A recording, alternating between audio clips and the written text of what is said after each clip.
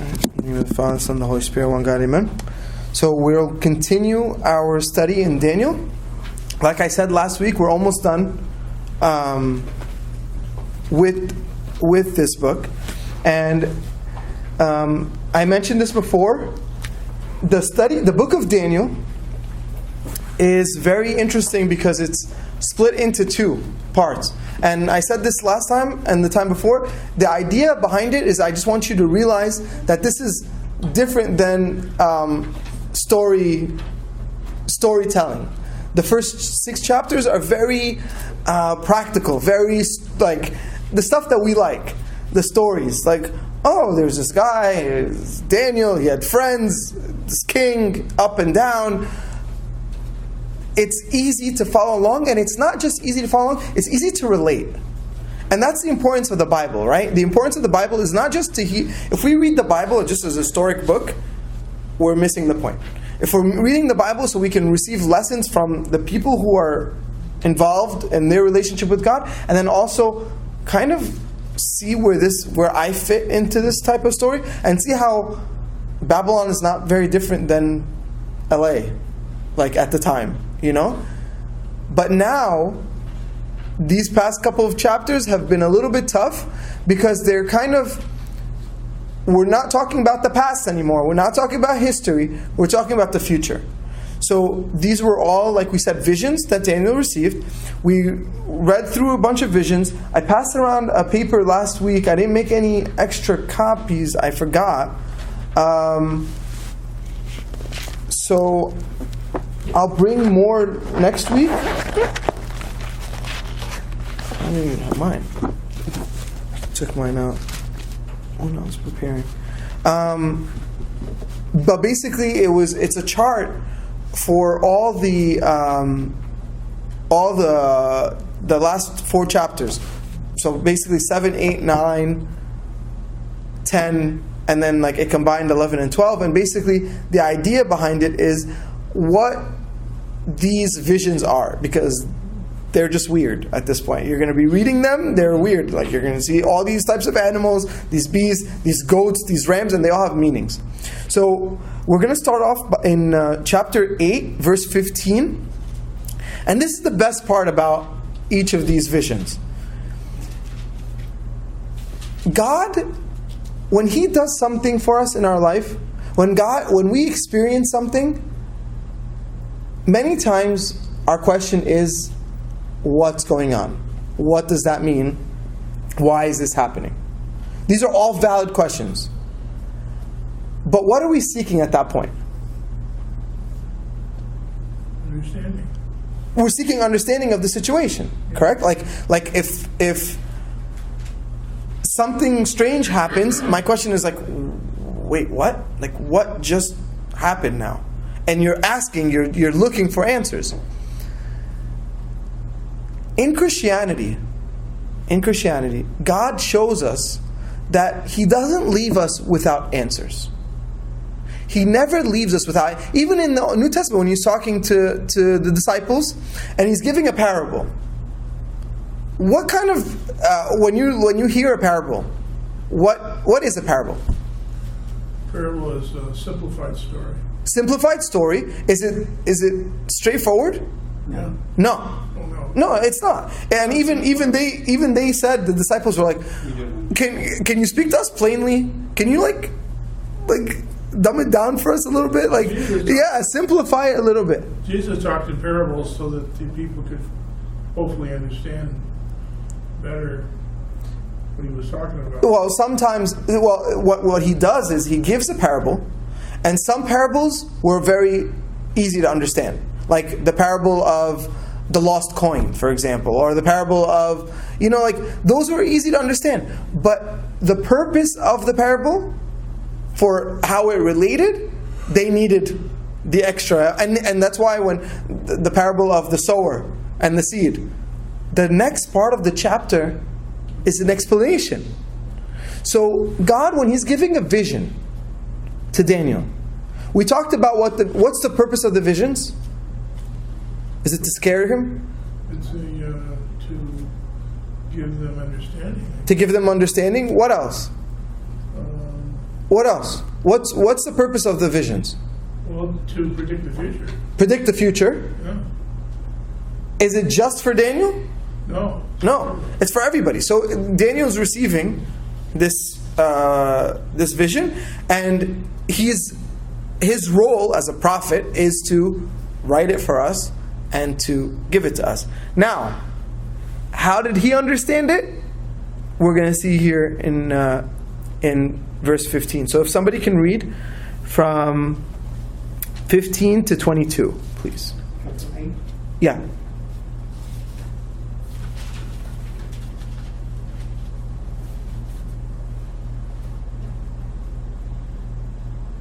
Not all at once. Oh, really? Right? Then it happened when I, Daniel, had seen the vision and was seeking the meaning, that suddenly there stood before me one having the appearance of a man. And I heard a man's voice between the banks of the Ulai, who called and said, Gabriel, make this man understand the vision. So he came near where I stood, and when he came I was afraid and fell on my face. But he said to me, Understand, Son of Man, that the vision refers to the time of the end. Yeah. Read till 22. Now, as he was speaking with me, I was in a deep sleep with my face to the ground, but he touched me and stood me upright. And he said, Look, I am making known to you what shall happen in the latter time of the indignation, for at the appointed time the end shall be. The ram which you saw, having the two horns, they are the kings of Media and Persia. And the male goat is the kingdom of Greece. The large horn that is between its eyes is the first king. As for the broken horn and the four that stood up in its place, 4 kingdoms shall arise out of that nation, but not with its power. Okay. So those 4 kingdoms are the 4 generals that Yes. Alexander. Well, so the 4 kingdoms we said were Babylon. What were they? Babylon, Persia, And there was Seleucia, Greece, Greece, and Rome.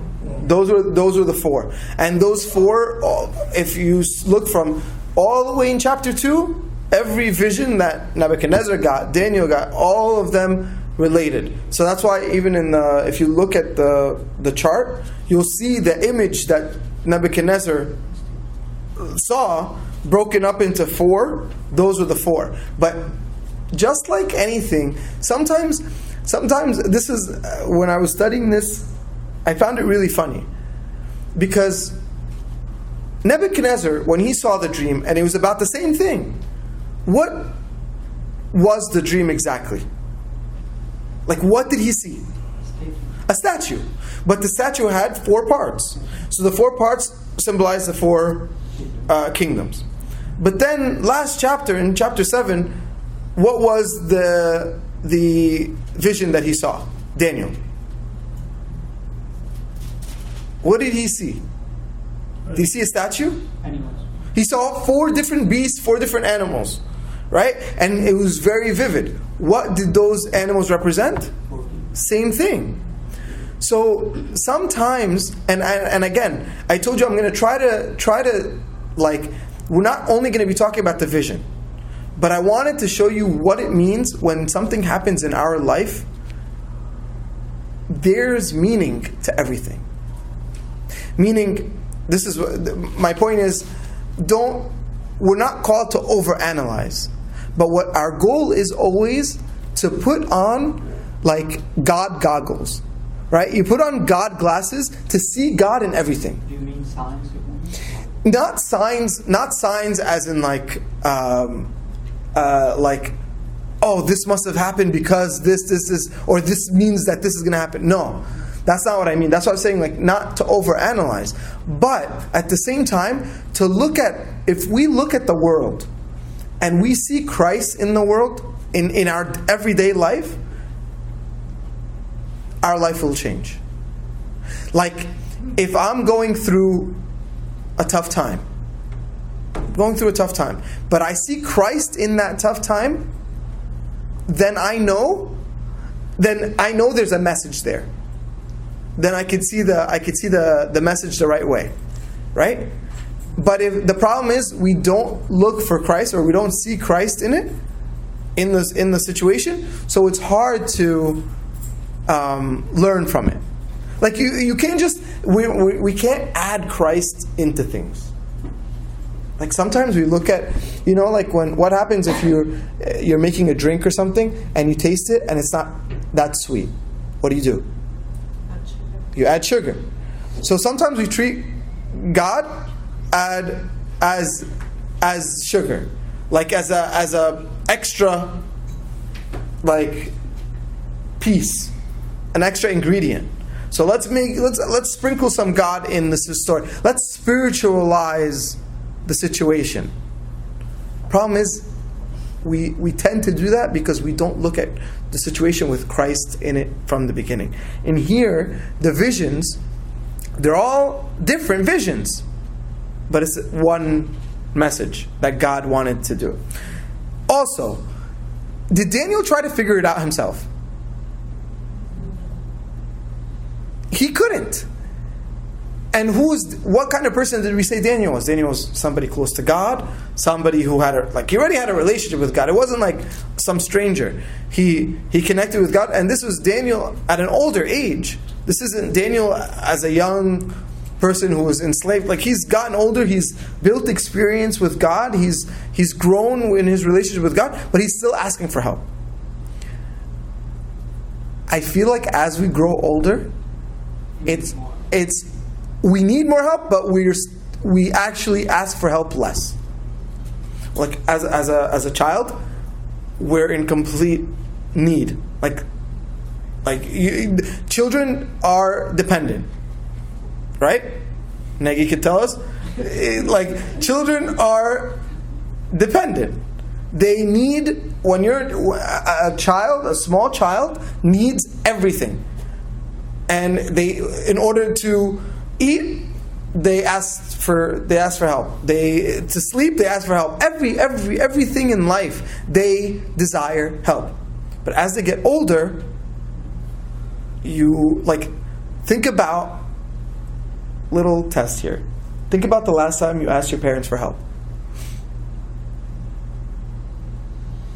Any type of help, any type. It could be like food, it could be financial, it could be emotional, it could be mental, like if you needed help, I don't know. Right? It's been a while. Sadly. What? Unless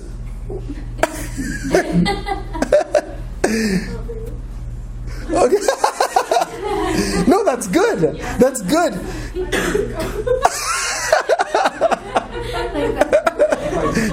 Mom, how do I get to church? No, but sadly, as we get older, we are less dependent. I mean, we're independent. So we're less dependent on our parents, and at the same time, we become less dependent on God. We act like we know. Daniel could have said, "Oh, okay, this vision, I saw something just like it. I got it. I figured it out. I've been doing this for 8 chapters already. I know visions. Every time I close my eyes, I see a new vision. I have experience now. I can figure it out." No, Daniel asked for help. We struggle with that. We struggle asking God for help. We struggle holding on to God. That's why Christ, when He teaches us in the New Testament, He told us, in order to live with me, you must enter as a child. It wasn't because He likes little children. It wasn't just only little children go to heaven. That's not why. But you must be like a child. Why? Because children are dependent. Children are dependent on their father, on their parents. Children are dependent. We were dependent on God. When are we the most dependent on God? When we're, that's it. Like we're in a serious situation. That's when we're crying to God. That's when we're at church more. We dust off our Bible. We're like ready, like, I have an exam. I have to go to liturgy because I have this exam. I have to do this. I have to do this. Like, we are very spiritual. We are connecting with God when we need Him. It's natural, but it's not how we were made. Yeah, I think when we go deeply with God, we became more dependent. That's true. Yeah. That's true. Once we know God more, we will feel we are so weak. Yes. St. Athanasius talks about this too. He says, the more you get to know God, the more you realize how small you are. Problem is, we become bigger in our heads, in our image. Like, oh, I got to this point. We don't say that. We feel it, but we won't say it. We won't even acknowledge that we don't need God. That's even the scarier part. Like, if I would ask, forget this room, if I on Sunday liturgy ask, hey, who here doesn't need God anymore? No one is going to raise their hand. But how many of us act like we don't need God? Yeah. Personally, I think the mature Christian knows that he or she needs God, because every time my heart beats, God is there for that reason. And I believe that every breath I take is a blessing. Excellent. Every day I live is a blessing. So I don't totally agree with that. I think that, I'm not saying I'm a mature Christian, but I am. No, but a mature person. you said the key word. Yeah. It comes in spiritual maturity. It's a mature Christian.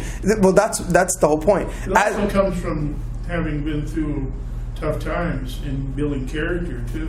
But I'm saying that comes with you're establishing, like, and similar to what Negi's saying, is as you become closer to God, as you become more mature in your relationship with God, that's when you realize you depend on Him more. So a good test for ourselves, and we can just do this on our own this week. Let's see how much we feel like we need God, or do we just go to God as a checkbox? Do we, I'm supposed to pray in the morning. All right, check. I pray at night. Okay, I need to do this. Need to do this. Need to go to liturgy on Sunday. Fine. All right, check. Huh? We try to start, exactly. Yeah. It's not dependence. It's just to to check all the boxes. So let's just ask ourselves if we're where we are in that dependency scale. Okay? So here, Daniel, the same way, asks for help. God sent him an angel, the angel Gabriel, and it says, then he said to me, and this is verse 17, understand, Son of Man, for the vision is yet for the end of time. Now when he spoke with me, I fell on my face to the ground, but he touched me and stood me on my feet. Then he said, behold, I will make known to you what shall take place in the last time of wrath, for the vision is yet for the end of time. The ram you saw with its horns is the king of Medes and Persians. The male goat is the king of the Greeks. And the great horn between its eyes is the first king. When that horn is broken and the 4 horns stand under it, 4 kings from that nation shall arise, but not with its might. And I'll read the last part. Then in the latter time of their kingdom, when sins are fulfilled, a king shall arise, shameless in countenance, and he will understand riddles. His strength will be mighty, and he shall destroy terribly. He shall prosper and take action and destroy the mighty and holy people. The yoke of his chain shall prosper. There will be treachery in his hand, and he shall magnify himself in his heart. He shall destroy many with deceit, and stand for destruction of many. He will crush them like an egg in his hand. Now the vision of this evening and the morning that was told is true. Therefore seal the vision because it refers to many days in the future. Then I, Daniel, fell asleep and was sick for days. After this I arose and did the king's business, and I wondered about the vision, but no one understood it. Okay, so we see the two kingdoms here. What happens after? Something happens after these two kingdoms. The two kingdoms are the ram and the goat. We said are the Persian Empire, Medes and Persia, and the Greeks. What happens afterwards? Alexander came over and conquered the entire area. Okay, very quickly. Sure, but that's one of the four kings from that nation shall arise. Okay, something else happens. Something big happens. What's that last thing? We're not going to go deep into it, but I think Nebuchadnezzar was stricken with insanity. that's before. That's an earlier king. Another king will come outside of these kingdoms. It says, right? It says, then, 23, it says, then in the latter time of the kingdom, when sins are fulfilled, a king shall arise. When will the king arise? Huh? But something happens. It says, when what are fulfilled? Sins. When sins are fulfilled. When sins are fulfilled. Okay, so I'm going to just share what some of the fathers said about this point. That this king that is arising is the Antichrist. Antichrist. I don't know about you guys, but growing up, anytime anybody brought up the Antichrist, like in a Sunday school class or anything like that, first I was confused, and then when they started explaining it more, I got scared and I didn't want to hear anything about it. That's me. That's me. Because it's like, first I was confused, like, what do you mean Antichrist? Like, what is that? Who is that? And then they talk about it a little bit more, and what he's going to do.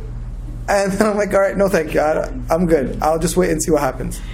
So I think the Antichrist here is something that we should have an idea about, and we're not going to go deep into this. Remember, we said we're not going to go very deep into the visions, because, like I said, people have been trying to figure out these visions since the beginning, since this book was written, and they come up with all these theories based on this. So we're not going to come up with our own theory. What we're going to do is just talk about these events.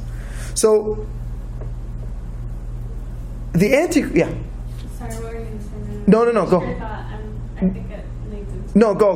No, you go. Go, and I'll continue. I know you don't want to go deep into the Antichrist, but I didn't know that the Antichrist was touched so early on within the Old Testament. I know, like Isaiah, obviously, but I didn't know that in Daniel. So, are they referring to the Antichrist after, before the second coming? Yes.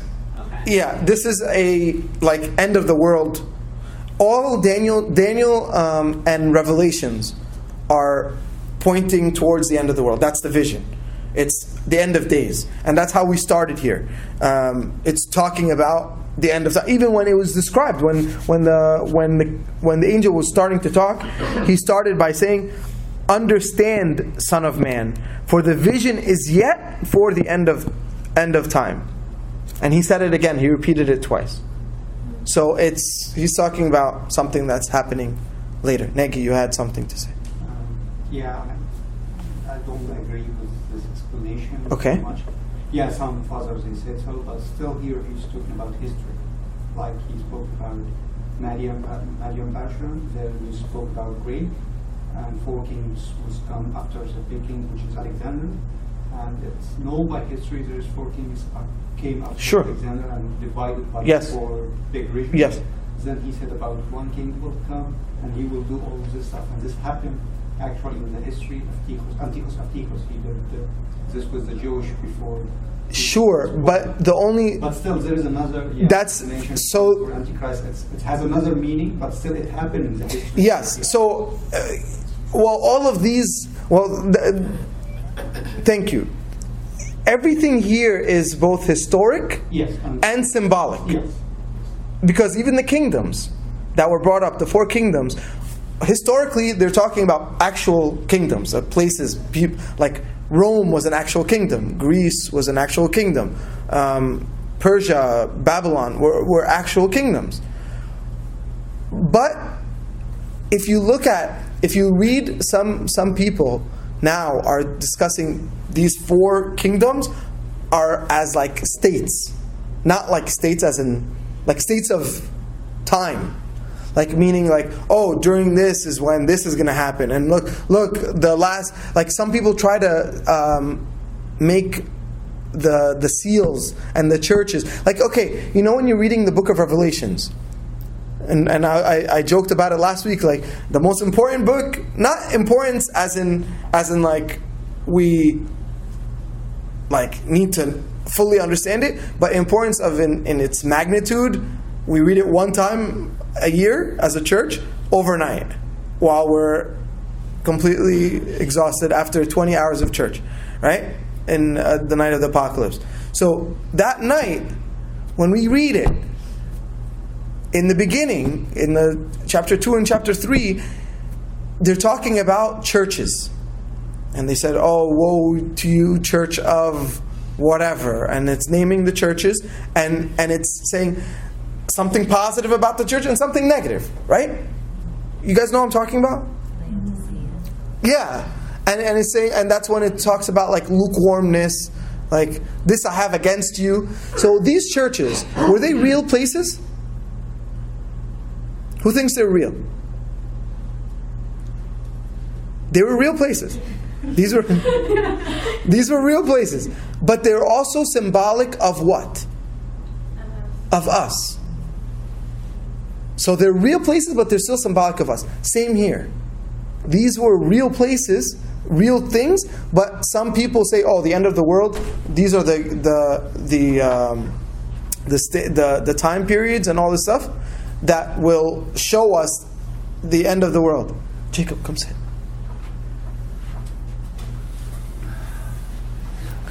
This will show us the end of the world. So the Antichrist, yes, is a king, but at the same time is also, at the end of time, there will be somebody who will proclaim that he's a king, but he will be the Antichrist. The counterfeit. Yes. What's your definition of Antichrist? What's my definition? Well, anybody's definition. I've heard that term so many times, and to me it means the devil, and the Catholic Church is the devil, and blah blah blah. No, those kinds of things. No. That guy is an Antichrist. I think it's going to come. The Bible said, whoever doesn't confess Jesus is Christ. Yes. Antichrist. Yes. It's sinful nature. Yeah. So Sinful nature. Your sin nature. When we sin, we create the opposite. Hold on. One percent time. When I sin or you sin or he sins, and we continue doing that, we build a curse for ourselves. We curse ourselves. We destroy our body. Absolutely. We die. Yes. We're going to die anyway because of Adam and Eve. But the more we sin, the more we die. Well, we're not anymore. We have we have the Salvation. Salvation came through Christ. Well, that's the thing that bugs me because I'll get back into this. I have this problem because Adam and Eve screwed up 6,000 years ago, whatever it was. They got kicked out of the garden, whatever they did. And here I am 6,000 years later, and I have to die because of what they did. Now, Christ came, sure. Well, before Christ, you're absolutely right. Before Christ, But Christ redeemed that. Christ came, and he was 100% human, 100% divine, and his purpose is because of this. Your like idea of It wasn't my sin; it was somebody else. exactly, but it was our nature. It was human nature. Yeah, but that's predestination to me. When somebody tells me that I have a sinful nature, I haven't done it. I wasn't even born then. Sure, but How can I be accountable for somebody else's sin? something had You have to. to die. No, I get what you're saying. Yeah. I think the explanation of sinful nature, because the word, it makes us a little confused. But I think it's not the meaning of sinful nature as a meaning of we are not connected anymore with God. Right. Because of sin. Right. Yeah, it's not our sin. Yeah, you don't do anything wrong, or I didn't do anything wrong before I born. And I think also, as Sanasi said, He said, even if there is no Yes. sin, Christ will come. Yes. And You know, he will Christ become came, human. he came 2,000 years ago. No, well, So that's 4,000 so years after. but here's 2,000 years. so when he came to. So this is how I like To reconnect human Yes. to God. Well, So- the way I look at it is if Yeah, Christ, restore us back to just- God. well, it's logical to me to think. I'm logical mind evidently doesn't work. Where you going? With the Bible, but Straightening out. my logical mind, I try to be logical. It doesn't work because Jacob, listen. if Adam and Eve messed up, and then 2,000 years later Christ comes, that's 4,000. That's 4,000. Don't let the Okay, dates so get that to you. means that if when Christ came and redeemed us, where's my garden? I should be back in the garden because I had nothing to do with that garden. Perfect. Okay. So I gotta die. So what you're saying is absolutely right. Yeah. But my point, but you're missing one big thing. So like Negi was saying, it's when you're saying Adam and Eve messed up, we have to realize what that mess up is. It's not them eating some fruit. Yeah. That's not the mess up. The mess up is at that moment when they disobeyed God, they disconnected from God Right. completely, right? And sin entered the world. Right. So when sin entered the world, it did something. Right. There was something that changed. And look at sin as a wall that happened. So let's say this is God, and God and Adam were like this. They were together. God and man were very, very close. Inseparable. Well, yes. And then when sin entered, a wall happened. That's why literally they got kicked out, because they couldn't be there together with God anymore. That was 6,000 years ago. But it doesn't matter when it was. What's that got to do with me, though? Okay, so this wall didn't change. Over time, this wall is still there. Predestination, then. There's no predestination. I've been predestined by Adam and Eve. No, but it's not about predestination. It's similar in a way that you're going into kind of like a dead end. Again? A dead end. Dead end. So you're like, everywhere I'm going, it's that there's no way, because no matter how much I can go, I'm stuck. This wall is, I can't get to God. Barrier. But what, Who created there's the a wall, barrier. though? I didn't create the wall. Someone else did. Sin. When sin I didn't entered, create the sin. Someone else did. I know, but this How is should I be held accountable? because Yeah, but we're it's in our DNA. no, it's not. Predestination. Hold That's on, like generation. it's not the DNA. It's We inherit crap, sure. We are warped, twisted. I didn't, warped. Jacob. It wasn't my fault. I'm a victim. Jacob. I'm a victim. Wait. I know, but Adam and wait. Eve made me a victim, and you too, and everybody else is. No, but- Somebody straighten me out. But hold on. So you're following so far? Yeah. Okay. So there's this wall. Is it your I'm fault? not ready to walk away from any religion at all. No. Because I'm so sick of this whole thing about, I had absolutely nothing to do with anybody's sin 6,000 years ago, and yet I have to die because I'm getting older. But and I die. but hold on, David. Listen, there's something that you're missing. You're absolutely right. Well, Christ said, obey me, follow me, get baptized, read the word, do the best you can, confess your sins, be as good as you can. That's all I can do. Because I live in a physical body that God put me in. So just- it's a sinful nature right there. So hold on. So this sinful nature that we kind of inherited, right, from our parents. Same way when anything that I'm a mix of my mom and my dad. That's Yeah. Did I do anything? Can I? genetic. Hold, That's- but it's the same thing even spiritually. Same analogy. It's the same analogy. So the same way, I can't, if my parents have dark features, like dark hair or whatever. Yeah. So I have dark hair. I can't change that. Yeah. I'm not going to come out blonde if my parents are. About spirituality. I'm saying, but listen, but I'm just giving that as an analogy. But listen, so then you have this point up till Christ.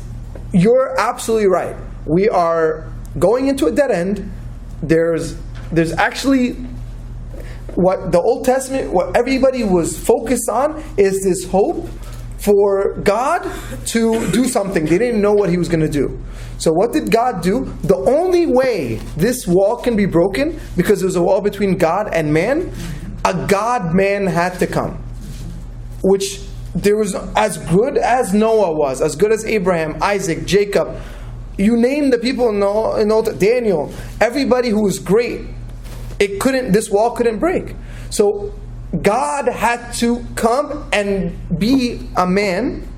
Why couldn't God have just, he already killed the entire earth through the flood because of that. So then when all the people came out of that, they still turned around. But that was symbolic. What was the symbolism there? Oh, the flood was a symbolic? Yeah. It happened. It happened. No, it happened. But what was the message? In the mountains. No. I know it happened. What was the message behind it?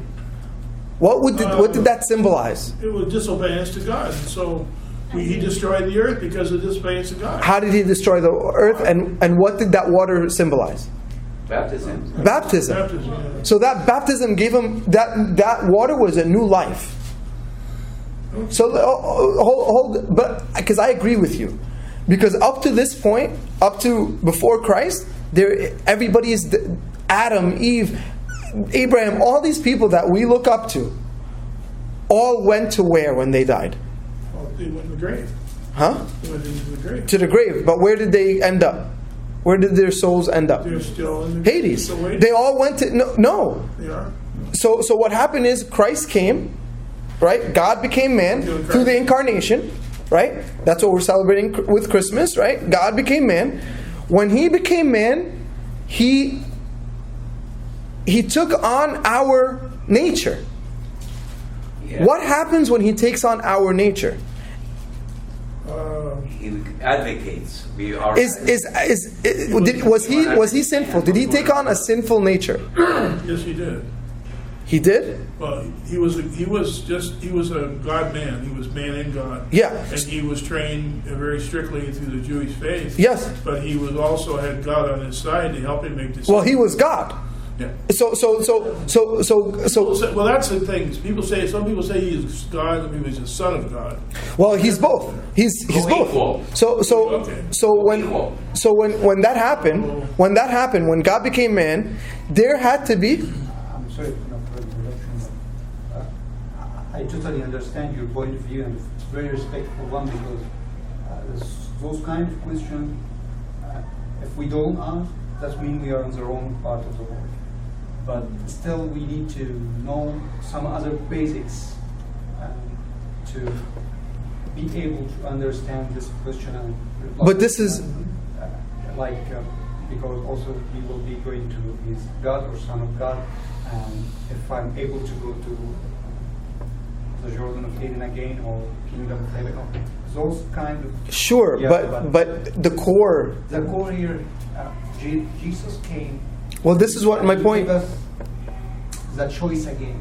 We are not under the same nature, even if we are under this weak body and living in this world. He gave us the power again to be above this and to have our own choice to live with Him in Kingdom of Heaven or to leave. So but I'm trying to explain. Yes, but I'm trying to explain why your point is absolutely right. Pre-Christ. Okay. So When Christ came, he sacrificed himself. It's right here, Adam. Sure. Well, that's actually what we read for in the resurrection. So when Christ came, he was incarnate, so it means God became man, lived on earth, as we say in the liturgy, taught us the ways of salvation, and then he died for us and resurrected. When he did that, this wall was completely removed. So that eliminated the original sin. You pay the penalty. Yeah, but it gives us now the ability. What about generation curses now? What about that? You have original sin, generation curses. We got family curses. I don't know what that. You're a new creature. Wait. Slow down. New creature. Hold on. You're a new creature. Hold on, Jacob. Please, 1 second. I live in this world. The government's still here. The Roman Empire is still here. No, but my point is controlling us. We're being controlled by law. But David, I'm not talking about any outside stuff right now. We're focused on our own salvation at this point. So we can't sit here and talk about the government and all this stuff. 1 second. So okay, we're focusing on Adam and Eve, and then we're talking. What about the generation curses? we inherit certain, like you say, I inherit red hair from my mom and dad, blue eyes. I also inherited cancer. I mean, the prostate cancer, I had that removed. But that's not... that from my mother's side. No, but that's a physical that's thing. Generation curses. Sure, but that's a physical thing. That's because our bodies aren't perfect. So we can be born with... But hold on, just so we can stay on track as much as we can. So when Christ did that, like Nagy said, all of a sudden now there's a choice. Now He leaves it up to us. Again, just like Adam and Eve, they had a choice. Okay, do you want to live with God or you don't? If you do, here's the steps. And He gives us the steps in Scripture. Baptism, communion, confession, like all the sacraments. Yeah, repentance and confession. All the sacraments in order for us to connect with God. That's why when we're baptized, we become sons and daughters of God. At that moment, we become adopted, basically. Right? We're adopted. So just like when you adopt a child, the child might like wasn't yours to begin with, but now he's yours. Now he's your child. There's no question. So now this relationship could be back to normal, but now it's by choice. Okay. So you're not. There's no dead end anymore. Does that make sense? So in other words, the curse of Adam and Eve is no longer on us. Exactly. Okay. It's no longer on us. It's no longer on us. I'm still gonna die. I'm still dying. No, but it's no longer on us. Good. I can't wait. Hold on, Dave. I used to pick I want to die. I want to go to heaven. I used to Jacob. have 250 pounds over my head. I can't do it now. No, but Live forever. you're still gonna die. But when you die, anyway, you know? no, but when you die, When Christ coming, He didn't do anything for me except maybe save me. No. Die in order to inherit. no, but He opened up a door now. Okay. He opened up a door for us to go into. Because now that, yes, we're all going to die. But what Christ did, He took on our nature and allows us to take on His nature. But what we have to do is go through the way that He allows us. Suffer our whole life to get that. Wait, hold on. We have people that want to say something. I'll just be brief. I completely understand your point, and I had a time in my life where I questioned God. It's like, well, why this, why that? You know what He told me? He's like, stop worrying about it. There's nothing you can do about it. This is just the way it is. Just like gravity. You can argue about gravity all you want. Nothing You you can jump do off about a it. You're building, you're stuck. going to fall You have down. no control. But What's your there's free nothing will? you can do. That's So pretty why simple. not just learn and do what God says to do? Because there's nothing you can do. You can sit and argue about it all day long. No. But it is what it is. But free will is there. Free will, there's a choice. I don't really think I have much free will. No, you have a choice. Between Adam and between everything that's happened. Did anybody bring you here by force? Free will. Did somebody force you to come here? No. Yeah, exactly. Sorry. 20% free will. The rest is control. No, go ahead. It's all predestined. Hold on. I just wanted to add that when Christ died, He brought everyone out of Hades. Yes, Everyone exactly. was supposed to come out of Hades. That's a. And so they didn't die anymore. I'm glad you There's told no me that death without because. See, perfect. Thank So you. now our bodies die, but our spirits don't die anymore. They go straight to heaven if you did good on earth. Then your body dies, but your spirit never dies. And it's not just and it's not just doing good on earth, because it's different. It's He gave us. I'd help a lot. Huh? Never mind. He gave us, and You leave it already? No, I want to sit next to my sisters here, just so I can hear you more better. Then what happens the chance to make more into Argue with you later when we get out of class. I'll be arguing. Later, I'll be. no, hold on, David. Now, what about the judgment? We're going to be judged, right? Christ's going to come back and judge everybody, right? Yes. So. But what is He going to judge us based on? On what we've done on this life. On what He's told us. So the Bible. Basically, love your neighbor and love God. He told us. So Exactly. But each of those, there's aspects to it. There's levels. Yeah, Fabio.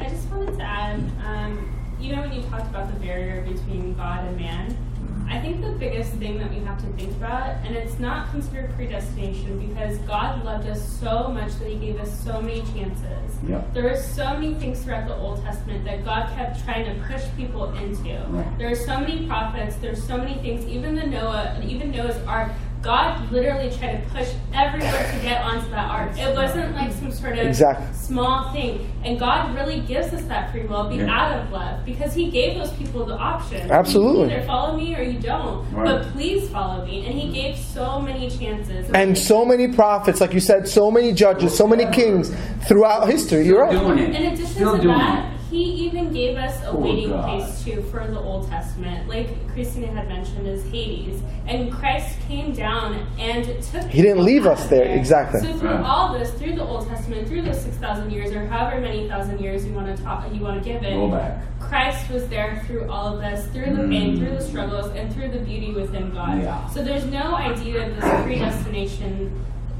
being there, because ultimately God loves us so much that He's giving us the choice whether or not to. Well, He loves us so much that He gave Himself. He gave His only begotten. So that alone shows us that His love for us is unconditional, because it's not like I can He loves me regardless. If I'm the worst person in the world, if I'm the best person, if I'm doing anything, God loves us regardless. But then it takes our courage on our end to make a choice.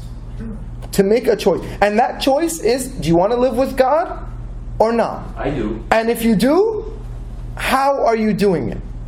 Because there's the gospel shows us how. And that's what the churches are for. In Fabiola's example with the ark, what did the ark symbolize? Do you know? Salvation, but what was the ark itself? What did the ark symbolize? A building, okay. Survival. Okay. The house of the living. Church.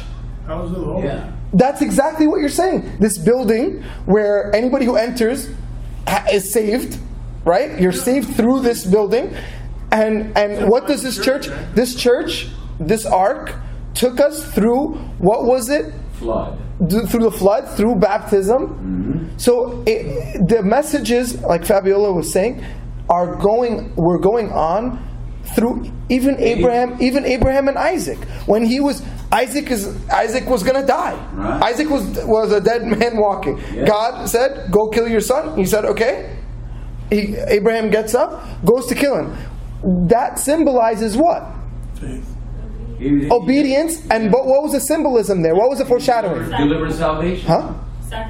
Sacrificial lamb. The cross. That's why he carried his own wood. Yeah. And then it's as if he died. Wood was his cross. Yes, the wood was his cross. And as if he died. Yeah. And then the angel stopped Abraham, and he, as if he lived again. God provided. So that gives us this idea. So I don't want you, I know we went off track, and I'm sorry for that, but I think this is important for us to understand what God's message is for us, that you're not living in a dead end world anymore. Yeah.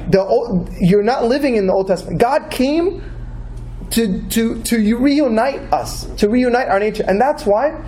So when God became man, He took on our nature, right? When He ascended, when He became man, it was the first time God lived on earth. That was the first time, right? Through Christ, God lived on earth. When He ascended, it was the first time man lived in heaven. That's right. That's why the ascension is so important. What we celebrated a few weeks ago. I got a question.